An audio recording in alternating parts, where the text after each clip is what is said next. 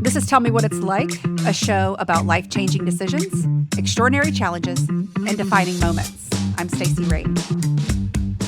In 2008, Kristen Mardis found out she was pregnant, and she was terrified. She was only 21, fresh out of college, and she had no idea how she was going to support herself and a baby. She wanted to become a speech pathologist and needed her master's degree to do it. How was she going to do it all now? Enter government programs that got her through the next few years. Kristen, welcome to the show. Hey, thanks for having me. I'm really looking forward to our conversation, Kristen. Back in October, you posted a message on Facebook about some comments you had seen regarding the federal government shutdown and the SNAP benefits that would be ending or paused during that. We're going to talk about that and your experience there. But first, can you tell me just a little bit about yourself? Yeah. I'm Kristen. I'm a mom of two, a 17-year-old and an 11-year-old. I'm married to my husband, Colby. We've been married for a little over 11 years. I did end up becoming a speech pathologist. I've worked in the school system for over 11 years now, and absolutely feel like that was my calling. I love what I do. I guess that's it. Well, thank you. And let's talk about, the Kristen in 2008 before you found out you were pregnant. What was life like for you at that moment in time? I was probably like, your typical 21-year-old. Like you had said, I had just gotten out of undergrad. I decided I was taking a semester off just to work a little more, save some money, because I'd been living on my own since I was 18 and working, waiting tables, bartending, things like that. And so I was working a lot. And then right as I had applied for graduate school, I had just found out that I was accepted. About 2 weeks later, I found out I was pregnant. So that took a dramatic turn from what I was planning. I had to obviously put that on hold for a bit. So you weren't planning on getting pregnant. It was a bit of a surprise. You had these big goals and dreams. Did it make you feel like, uh-oh, how am I going to achieve all this stuff? Right. I mean, all of a sudden, my biggest concern went from getting books for graduate school to, okay, now I'm having a baby and I can't go to graduate school, and how am I going to work, and how am I going to end up going to college? Everything changed in a matter of, the minute and a half it takes to get the results of that test. Was there ever any doubt in your mind that you would go on to have the baby? Did you think about other options like adoption or anything else? Or was it just like, I got to figure this out? It was, I've got to figure this out,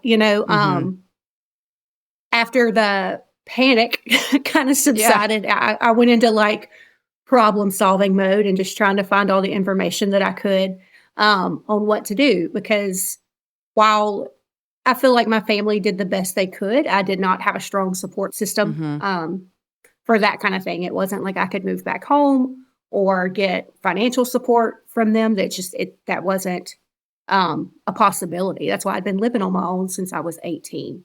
So it was, how do I take what I have, and build it up for me and her? Mm-hmm. So you're pretty concerned about how you're going to make everything work, because it's not like you really have anybody to turn to. Right.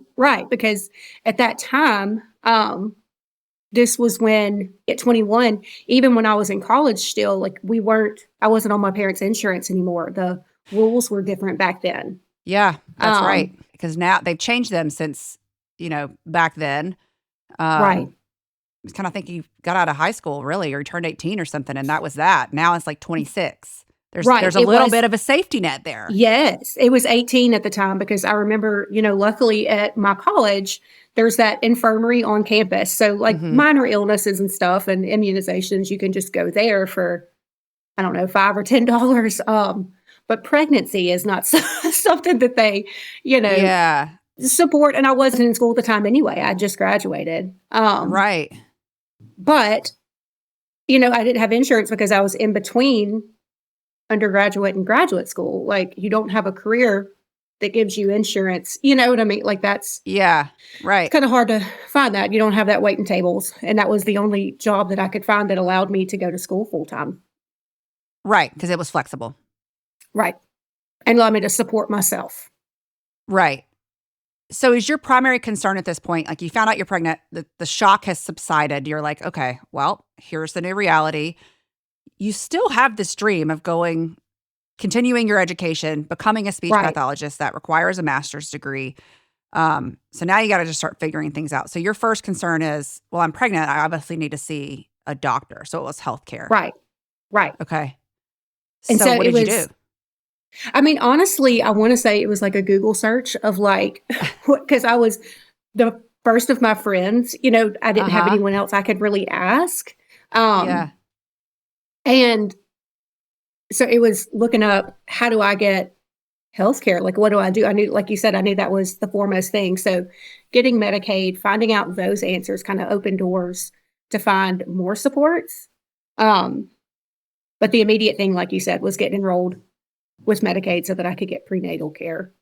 Yeah. And then that opened the door to additional support for you once she was born? Right. Or no, even before, whenever I was pregnant, I was still able to get some supplemental with food stamps and things like that. Okay. And then whenever she was born, it was more, you know, she had Medicaid, of course, for her care.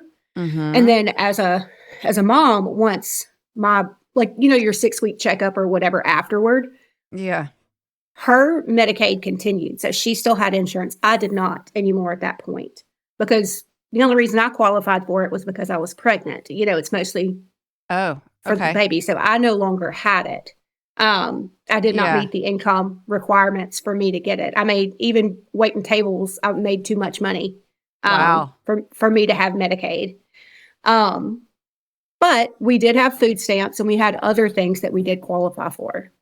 Right. This makes me think, I was looking up some numbers before we talked, and this surprised me. 41% of births in the U.S. are covered by Medicaid, at least in 2021. Right. That was from the CDC. I had no idea, but having a baby is expensive, sometimes even if you have insurance. Right. Right. I know several families that have it as like they've got their primary insurance, like through their job, but they also, crazy enough, make little enough to where Medicaid can be like a secondary. You know? Right. You can work full time and even not have enough money to cover some of these basic needs, which is sort of shocking. So you start to put together this plan of action. You've got you've at least got healthcare for you while you're pregnant. You know you're going to have healthcare for Marley when she's born. What about supporting yourself? Like, what are you thinking at this point? Honestly, it was at the time just kind of putting one foot in front of the other. Like, what do I need to do right now? And having some of those things in place for, you know, long term, asking those questions about what it's going to look like after she's here. But honestly, it was so much to where I had to just kind of focus on what I'm dealing with right now. So I continued to wait tables for as long as I, you know, safely could. Once I got much larger, that didn't fit into the equation really well.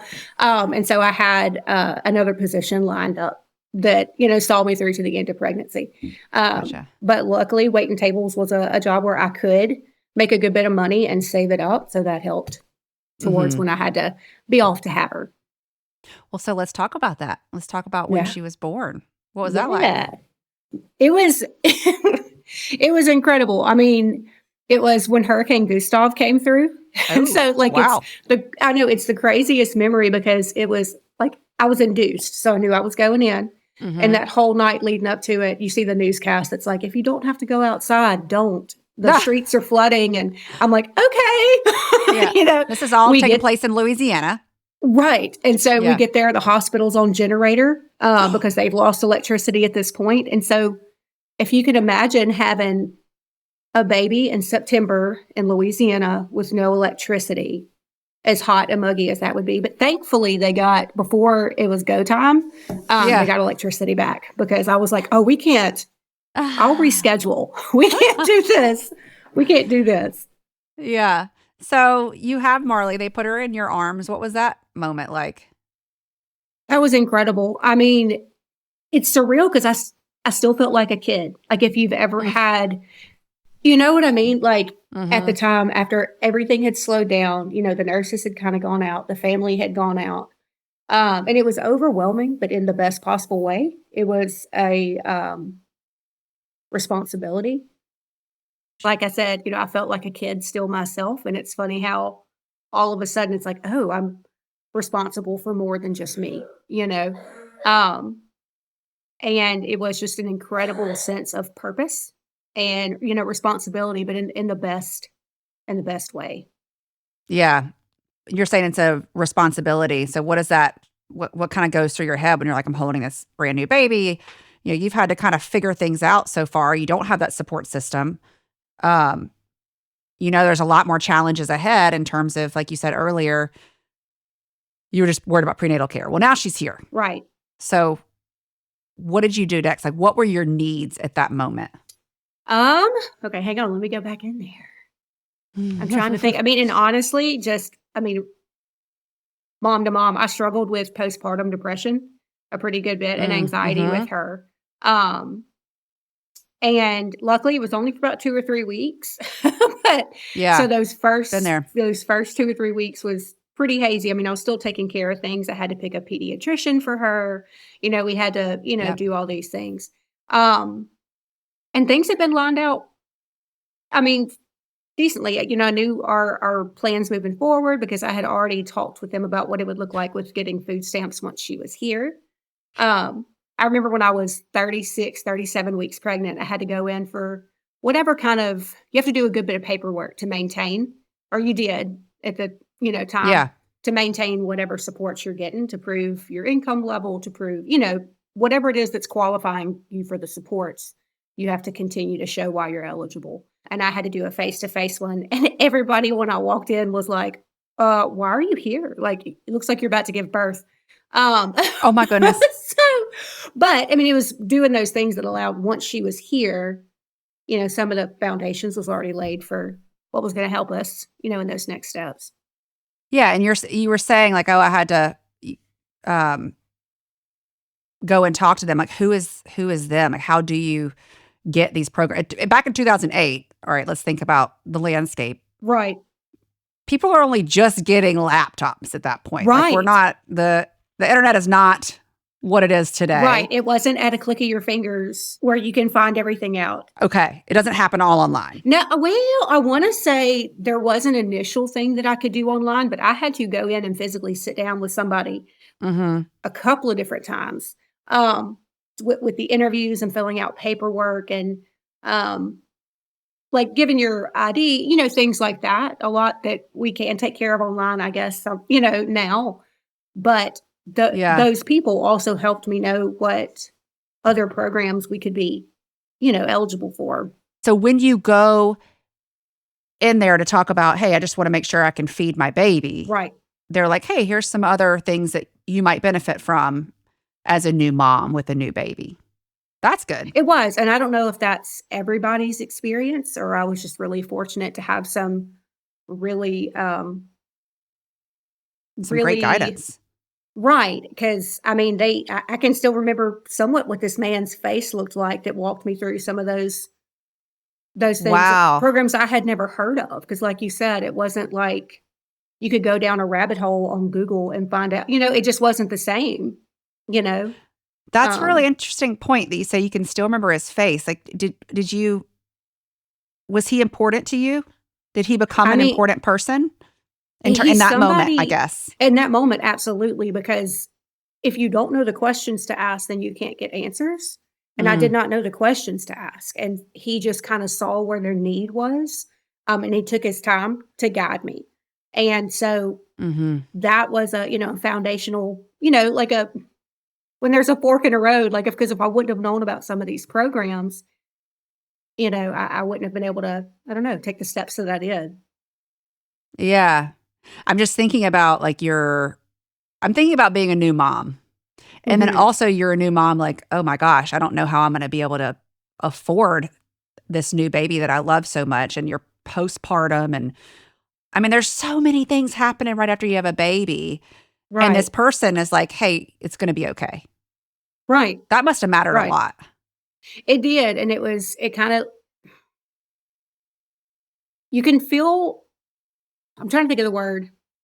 When you're sitting at these appointments sometimes in a waiting room full of people with all kind of various needs, and it's a very vulnerable position because you're all there Hmm. for something. You're all there because you need something, and you usually have to wait for a very long time. Like, it's not, a glamorous situation whatsoever, and so you Yeah. can feel really vulnerable, um, all throughout that process. I think it's hard for everybody to admit, when they need help sometimes, especially because it can be stigmatized by society, Hmm.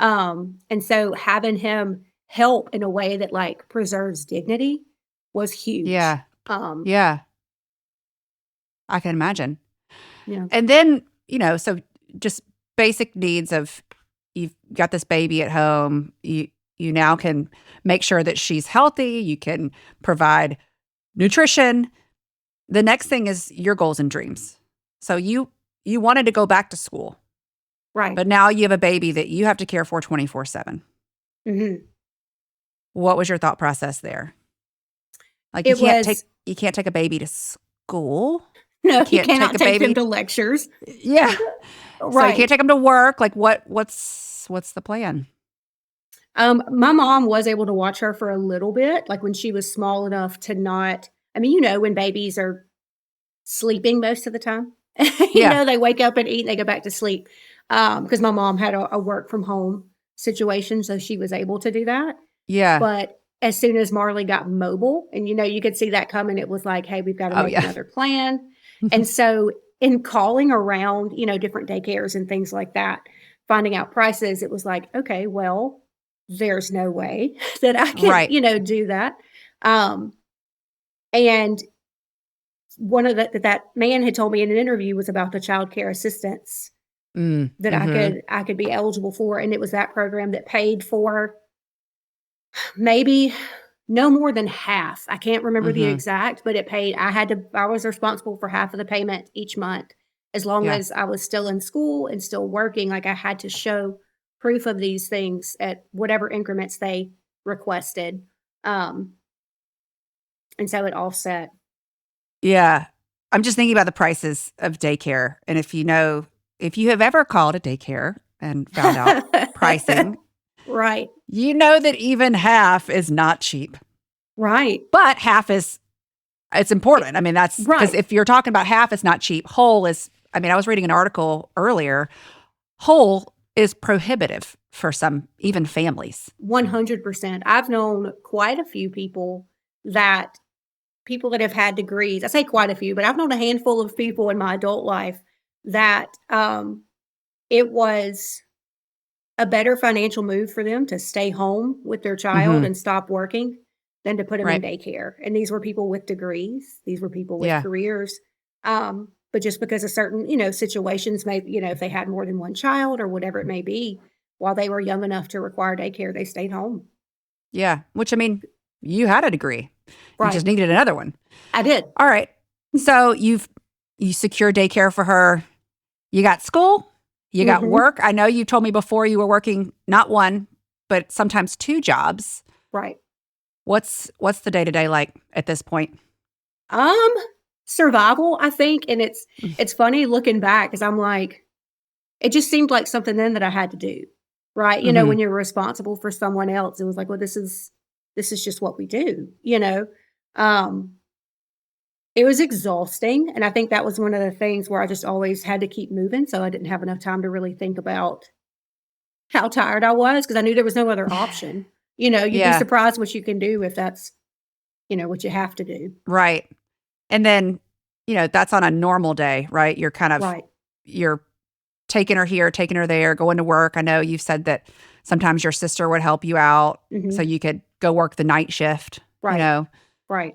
Um, but that was on a good day when everybody was healthy. Right. If anybody gets sick, what's happening? You can't miss school. No, and I mean, I'm trying to think because I remember she had terrible ears. She had to have tubes put in when she was like 9 months old. And then again, repetitive nose surgeries. I luckily did have incredible instructors that knew me from undergrad, you know, Mm. and, you know, knew the story, knew that I had to take time out, and I was coming back, and I worked so hard when I was there that if I did have to, you know, I can remember being like, "Hey, I've gotta have my phone out today because I'm waiting on her doctor to call me back." You know what I mean? Yeah. Like, um, and thankfully, fe she was a really healthy kid for the most part. I remember when my son came along, and he was just your typical kid with, you know, runny noses and viruses and stuff, and I was at the pediatrician like, "What is wrong with him?" And they were like, "Kristen Marley was the exception to the rule." Like, she Ah. never like, don't she was like, "Mason, Yeah. that's typical. Marley just didn't very rarely got sick." But, I mean, there were times where just even though I didn't have the strongest support system with, you know, finances and things like that, where it absolutely took the village of, you know, when she had like her pre-op appointments for her ears, where my mom had to be there and then take her to daycare so I could then go to lecture afterward. It was always coordinating something. Yeah. There was no go with the flow. Everything had to be coordinated down to the second, because there was Mm. just so many moving pieces in order to stay afloat. Yeah, I mean, I'm sort of thinking like any working mom is gonna be nodding their head, but then on top of that, you're also trying to finish school. Right. On top of that, you know, you're trying to figure out where all the money's gonna make sense. You're having Right. to stay on top of forms, right? Like, it's not like, "Oh, I get SNAP benefits, the end." It's like you gotta keep, as you were saying, renewing and No, you're right, and I wanna say it was monthly. It mm, definitely wasn't further than that, like, it wasn't a longer interval than monthly, and it was having to, like I said, write down my classes, write down what I was making each week, and have my manager sign off on oh it, my and then gosh. turn that in. I mean, it was physical forms, so it wasn't Yeah. like a click a button, submit, and, like, you just get all these funds, and it wasn't, you know, all these things to live luxuriously whatsoever. It was enough to feed her, enough that I could go to school. You know, I mean, Yeah. offset some of her, daycare expenses and things like that. Um, it was enough to help us get by. And even accessing the programs, like getting her to the doctor, it's not like it was quick, right? You're waiting for a long time, you know, it's not as did you see a difference when you had standard insurance you know, when you had your second baby versus the first time? Definitely with the prenatal care, Mhm.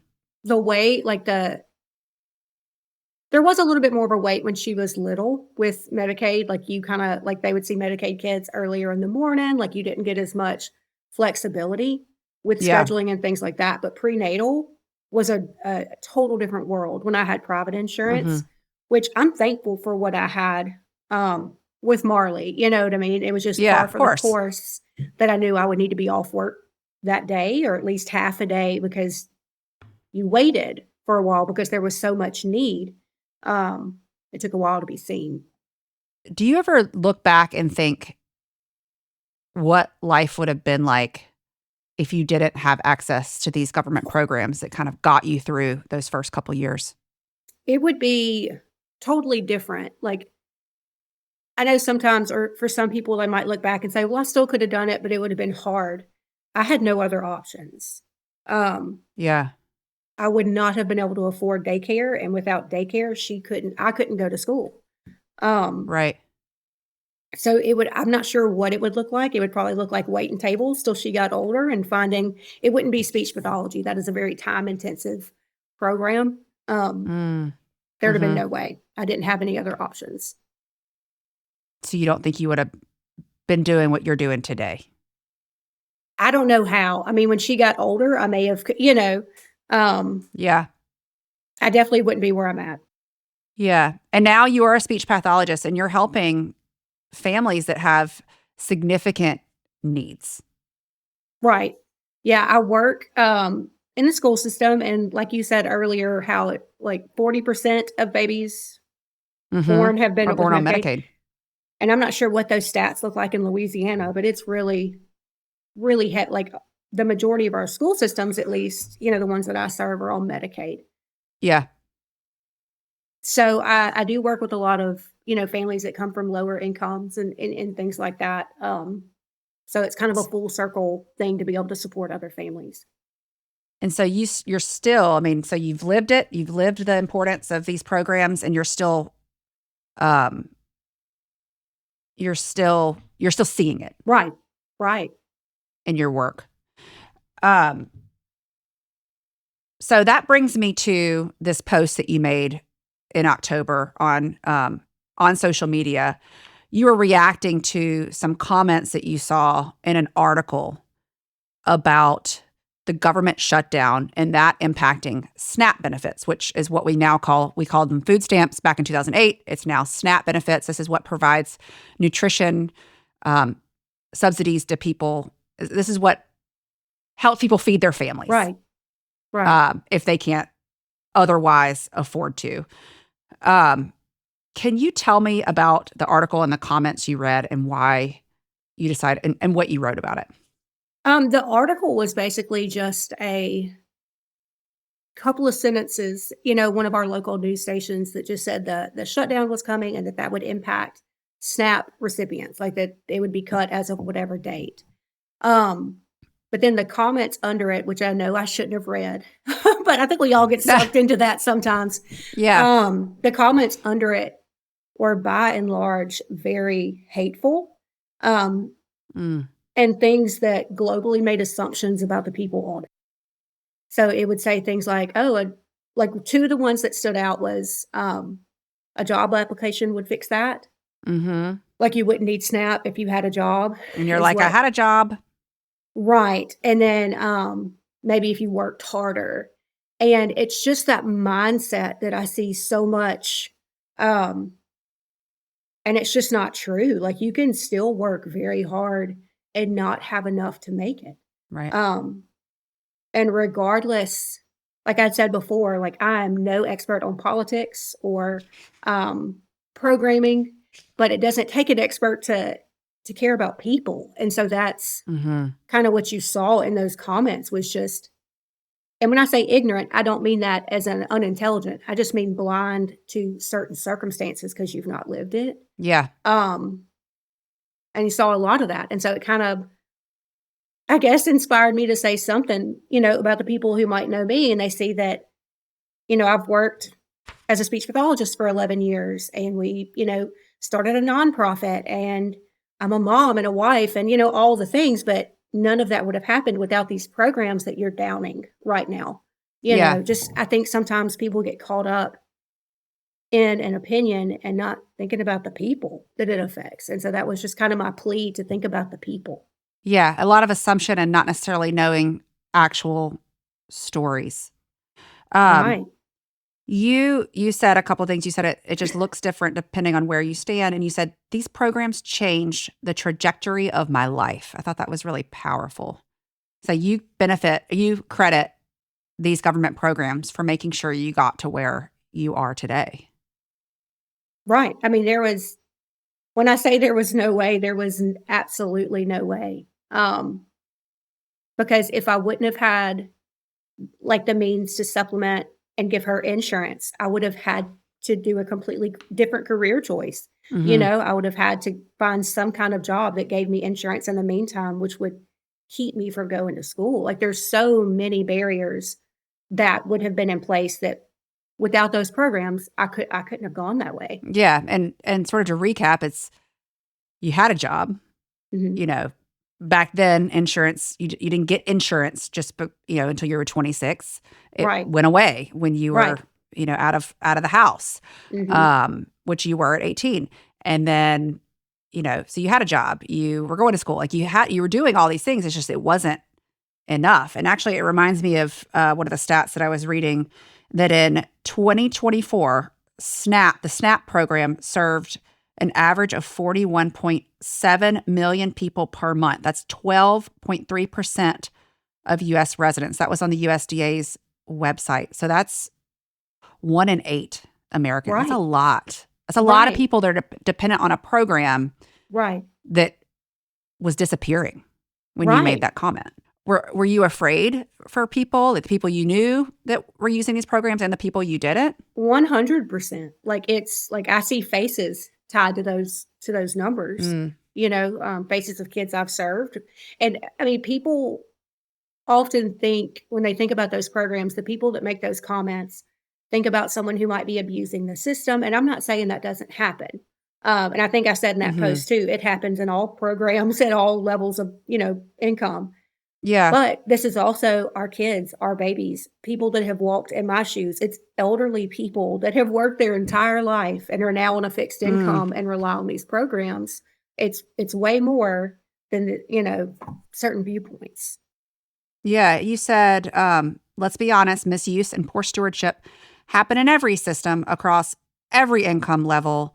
Um, there's inevitably going to be somebody Right. that's misusing it, but Right. you have lived and seen in your work that there's a lot of people just getting by. Right. That's in my experience been um the majority of the story for the people that Mhm. use it. And there's some people I would say that care very much, but they will say, depending on their beliefs about government, well, it's not the government's job, it's your family's job, or it's, you know, it's not the government shouldn't be doing that. It's a charity's job. What are your thoughts on that?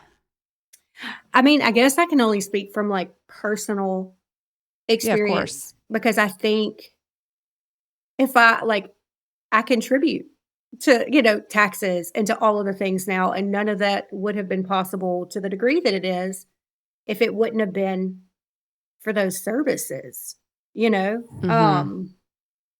It makes it makes me wonder because you talk about that man's face that Mhm. essentially he gave you hope, right? He Right, tells you, um, "Hey, you're in here for this, but look, you can also utilize this to be able to go to school," and, he points you in the right direction. So right, I'm thinking if it's I mean, there's many problems that I think just your experience can point out for trying to rely on family. Your family may not have that kind of means. But right. also, I mean, your mom she was still working, she didn't have the ability to help you in that way. Um, but also I'm thinking if it's up to just sort of individual groups by region, how does somebody know where to go? You would have never known about those programs had he not told you about them because they were in his sort of government system. Right, it was kinda in that circle because otherwise you would just be chasing one thing to another, and I don't know how that would work if it wasn't all, housed somewhere. Yeah. So like you've pointed out, you work with lots of families now who are reliant on these same programs that you relied on. Do you find that your experience back then helps them now?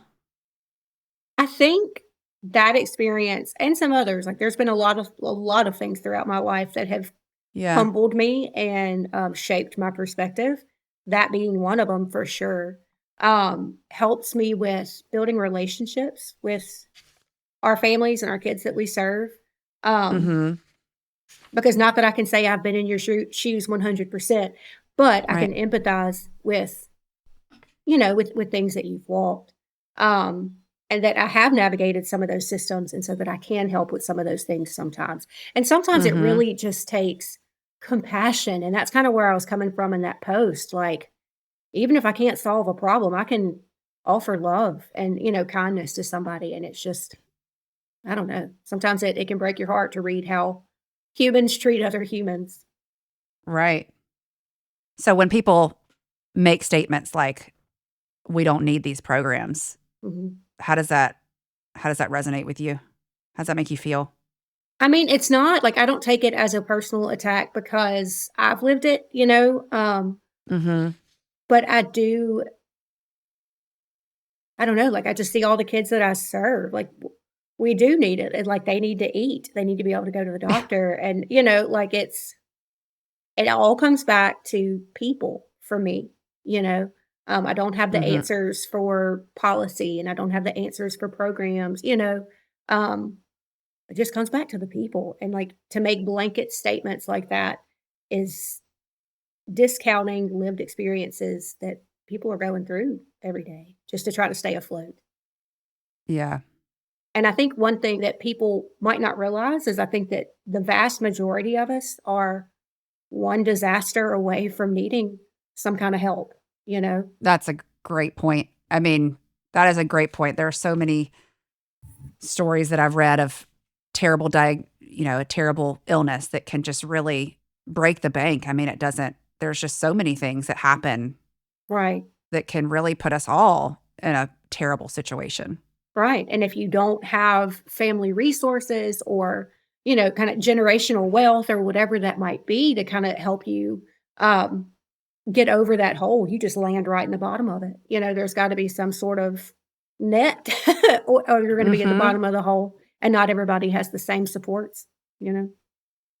I love what you've said about just loving and caring about other people. You've also mentioned before the word dignity. Mm. When that everyone deserves a little bit of dignity. Can you expand on that a little bit? Yeah. I mean, I think so often we hear about like that pushed viewpoint of needing assistance correlates with like your worth as a person. And I don't think that's true. The majority of people that I've known that use those kind of things are working very hard, doing the best that they can. Um, I don't know. And I feel like that's kind of like a basic human need to have that dignity and just who you are. Um, Do you feel like the programs when you were accessing them that it gave you that? oh, absolutely. Because, I was still able to do the things that I needed to do to care for my child and myself and to make a better outcome for us. I wasn't stuck in those circumstances. I was able to, make something from it with those supports and um, things like that. And that safety net. Safety net, yep. Because I've been in the position where if you don't have something there, and everybody relies on something. Like, and I know we might not want to Mhm. admit that, but we all have something, whether it's your spouse or your family, or maybe you've got a fantastic job. But we all have things that we depend on. But if those things were taken away, I don't know. We're all more fragile than we like to admit. Yeah, that's very true. When you look back on yourself at that time, if you could go back to the Kristen who just found out she was pregnant and had these big dreams that she was seeing were now in limbo, what would you tell her? That I just got to chill. Sorry. That it's different than what you planned, but it's so much better than what you planned. Um, the things that I learned through that experience, like, navigating certain programs and just having to work so incredibly hard makes you appreciate it more, but it's altered who who I am as a person and how I treat other people. So no, it's not what I planned. It's not something I would want for somebody. You don't want somebody to go through a hard time. But I'm thankful for it, for me. Well, Kristen, thank you so much for joining me today to tell me Absolutely. about your experience. I sincerely appreciate it. Thank you. Thanks to Kristen Mardis for joining me on Tell Me What It's Like.